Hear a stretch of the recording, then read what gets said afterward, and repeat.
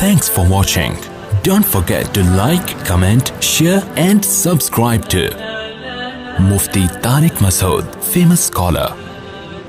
اکثر ایک چیز پوچھی جاتی ہے کھانے کے بعد پانی پینا. یہ جو آج کل نہار منہ پانی پینے کی حدیثیں گڑھی جا رہی ہیں نا کہ نہار منہ پانی پینا اتنا فائدہ, ایسی کوئی حدیث نہیں ہے. ہمارے علم میں نہیں ہے کہ نبی صلی اللہ علیہ وسلم نہار منہ پانی پیا کرتے تھے. نارمل زندگی گزارنی چاہیے اچھے بچوں کی طرح. صبح صبح اٹھ کے گھڑے پہ جا کے یہ فریج پہ بوتلیں نکال کے پینا, جبکہ پیاس بھی نہیں لگ رہی. تو ڈاکٹروں کی تحقیق ہوگی, مگر یہ تحقیق بعد میں بدل بھی سکتی ہے. بہت ساری تحقیقات بدل گئی ہیں, تو نیچر سے کبھی نہ ہٹو. سمجھ رہے ہو؟ صبح اٹھو اچھے بچوں کی طرح, اپنا نماز نہ دھو کے نماز پڑھو. جب بھوک لگنا شروع ہو جائے تو کھانا کھا لو. پیاس لگنا شروع ہو جائے تو بولو بھائی پانی پی لو. بس اس طرح ہنسی خوشی زندگی گزارو, اور تھوڑا ایکٹیویٹی رکھو, کوئی بھاگم دوڑم, کچھ چلت پھرت رکھو, فٹ فاٹ رہو گے انشاءاللہ. بھلا وجہ اٹھ کے پانی چڑھا رہا ہے. کئی لوگ مبتلا ہو چکے ہیں اس میں. فائدے ہیں اس کے, میں نہیں کہتا کہ فائدہ نہیں ہے, سائیڈ افیکٹ بھی ہیں. جو بھی کام آپ ایک نیچرل لائف سے ہٹ کے کرو گے نا, اس کے جہاں فائدے ہوں گے وہاں کچھ ایسے نقصان ہو رہے ہوں گے جو آپ کو بعد میں پتہ چلیں گے. اور بعض نقصان تو ایسے ہوتے ہیں جو پتہ ہی نہیں چلتے کہ یہ اس کی وجہ سے ہوئے ہیں. اس لیے نارمل اچھے بچوں کی طرح زندگی گزارنی چاہیے. کوئی بیماری ہو, اس بیماری میں ڈاکٹر بطور دوا کے تجویز کرے تو ٹھیک ہے.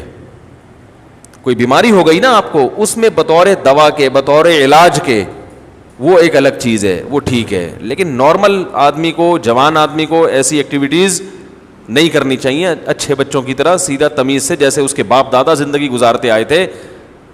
جانوروں کو دیکھا کبھی صبح اٹھتے ہی پانی پی رہے ہوں جا کے ہیں؟ صبح اٹھتے ہی سارے جانور, ان کو کیا چاہیے, بھوک لگنا شروع ہوتی ہے, کھانا کھاتے ہیں. تو نبی اسی طرح یہ بھی بہت ہے کہ کھانے کے بعد پانی نہ پیو, کھانے کے بعد پانی نہ پیو. سنا ہوگا آپ نے, سب سنتے ہیں کھانے کے بعد پانی زہر ہے, یہ ہے, فلانا ڈمکانا ہے. اس بارے میں کچھ لوگ حدیثیں بھی بیان کرتے ہیں. نبی صلی اللہ علیہ وسلم کی سیرت جب ہم دیکھتے ہیں تو آپ صلی اللہ علیہ وسلم نے کھانے کے بعد پانی پیا بھی ہے, عمل سے بھی ثابت ہوتا ہے کہ پانی پیا ہے. اور نبی صلی اللہ علیہ وسلم نے جو قولی حدیث ہے اس سے بھی پتہ چلتا ہے کہ کھانا اور پانی ساتھ ساتھ ہیں. ابھی آدھا کلپ نہ بنانے, پورا ہونے دیں, تو ایسا نہ ہو آدھا کاٹ کے پیش کر دے.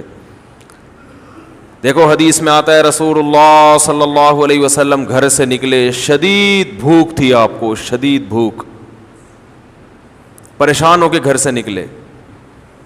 حضرت ابو بکر ملے, کیا مسئلہ ہے؟ ان کے ساتھ بھی یہی مسئلہ تھا, بھوک کی شدت نے پریشان کر دیا. حضرت عمر کا بھی یہی مسئلہ, بھوک کی شدت نے پریشان کر دیا. یہ تینوں اصحاب جا رہے ہیں. ایک صحابی نے کہا, دعوت کی ان کی, اپنے باغ میں لے کر گئے, تر کھجوریں سامنے لا کے رکھیں. آپ صلی اللہ علیہ وسلم نے ان کھجوروں کو تناول فرمایا اور فرمایا ان نعمتوں کے بارے میں ہم سے قیامت کے دن سوال ہوگا. اور وہ کھجوریں آپ نے کھانے کے بعد کنویں کا میٹھا پانی پیا اور سیر ہو گئے. پانی پینے کا مزہ ہی کھانے کے بعد ہے. نہیں آ رہی سمجھ؟ جب شدید بھوک میں آپ کھجوریں کھاؤ گے اور اس کے بعد پانی پیو گے تو کیا مزہ نہیں آئے گا؟ کھجوریں کھا لیں, اب پیاس لگ رہی ہے آپ کا, نہ کھانے کے 3 گھنٹے کے بعد پانی, 2 گھنٹے کے بعد پانی, وہ بہت مصیبت ہے بھائی. یہ نیچر ہے, کھاتے ہی پانی پینے کا دل چاہتا ہے. اور ایک اور حدیث سنا دیتا ہوں. آپ صلی اللہ علیہ وسلم نے فرمایا معدے کے 3 حصے کرو, ایک حصہ کھانا, ایک حصہ پانی, ایک حصہ ہوا. تو یہ جو ایک حصہ پانی اور ایک حصہ کھانا, اس کا صاف مطلب ہے کہ کھانے کے ساتھ ہی پانی ہے, تبھی تو اس کے لیے جگہ چھوڑنی ہے. کیا ہو گیا؟ اگر کھانے کے 2 گھنٹے بعد پانی ہوتا تو 1/3 کھانا تو وہ ہضم ہو چکا ہوتا ہے, پھر تو پورا معدہ پانی کے لیے تیار ہے. تو دونوں حدیثوں کو ملائیں تو رزلٹ کیا سامنے آئے گا کہ کھانا پانی قرآن میں کیا ہے, کلو واشربو, کھاؤ اور پیو, کھاؤ اور پیو. تو کھانا پینا کٹھا ہے. لیکن دونوں حدیثوں کو ہم ساتھ ملاتے ہیں. آدھی حدیث لوگ ہیں نا, آدھی نہیں لوگ, پھر مسئلہ خراب ہوگا. دونوں کو ساتھ ملاتے ہیں. ایک حدیث میں آ رہا ہے کھانے کے بعد آپ نے پانی پیا, اور کھجور کے بعد, جس میں عام طور پہ منع کیا جاتا ہے. اور دوسری حدیث میں آ رہا ہے کہ 1/3 کھانا, 1/3 سانس لینے کے لیے جگہ. اتنا بھر کے کھاتے ہیں کہ سانس ہی نہیں آ رہا ہوتا, وہ پھیپھڑوں کی جگہ نہیں مل رہی ہوتی پھولنے کے لیے. اور 1/3 پانی. تو پتہ یہ چلا کہ یہ پیشکش اس کے لیے ہے جو 1/3 کھانا کھاتا ہے. سمجھ میں آ رہی ہے بات؟ اتنا کھانا کھاؤ کہ پانی کے لیے جگہ ہو. آج کل جو منع کیا جاتا ہے کھانے کے بعد پانی سے, ان لوگوں کو شاید ڈاکٹروں کی مراد وہ لوگ ہوں یا سب لوگ ہی ایسا کر رہے ہیں, وہ یہاں تک کھاتے ہیں. اس کے بعد جب آپ پانی پیئیں گے تو وہ کھانا پھول جاتا ہے یا اور مسائل پیدا کرتا ہے, وہ جگہ بچتی نہیں ہے. اس سے نتیجہ کیا نکلتا ہے؟ بد ہضمی. تو تھوڑا کھانا اگر کھایا جائے تو اس کے بعد پانی پینے میں کوئی حرج نہیں ہے, بلکہ فائدہ مند ہے, کیونکہ نبی نے جو کام کیا وہ نقصان دہ نہیں ہو سکتا. دوسری بات یہ کہ پانی کس قسم کا پینا ہے. ہمارے نبی نے جو پانی پیا وہ کنویں کا, وہ ایک نارمل ٹیمپریچر ہوتا ہے اس کا.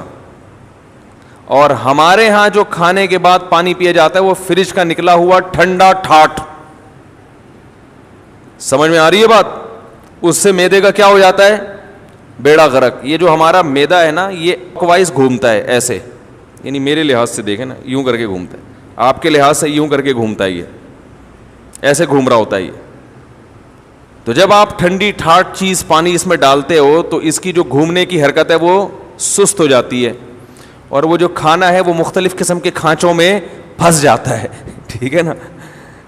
جیسے ایک چیز گھوم رہی ہو نا, کوئی چکی ہے جو اپنے گھوم رہی ہے, پیس رہی ہے, تو ظاہر ہے فرق پڑتا ہے نا, اس کی رفتار سلو ہو جائے تو معدے کی رفتار ٹھنڈے ہونے کی وجہ سے کیا ہو جاتی ہے, تو اس سے قبض ہوتا ہے اور درجنوں بیماریاں پیدا ہوتی ہیں. تو پانی کھانے کے بعد پی سکتے ہیں آپ, بشرطے کہ کھانا آپ نے تمیز سے کھایا ہو اور پانی کا ٹیمپریچر بہت زیادہ کم نہ ہو, ٹھنڈا پانی نہ ہو. سمجھ رہے کہ نہیں سمجھ رہے؟ تو اس بارے میں جو حدیثیں پیش کی جاتی ہیں نا کھانے کے بعد پانی نہ پینا, وہ صحیح نہیں ہے. اور اگر گرم پانی پیا جائے جو چولہے کا گرم ہو, وہ تو ہاضمے میں اور مدد دیتا ہے, جو کہوا جسے کہتے ہیں, وہ تو اور تھوڑی مدد دیتا ہے ہاضمے میں. لیکن میں نوجوانوں کو کہتا ہوں وہ نہ پئیں, تمیز سے زندگی گزاریں, بس پانی پئیں آرام سے. Thanks for watching. Don't forget to like, comment, share and subscribe to Mufti Tariq Masood, famous scholar.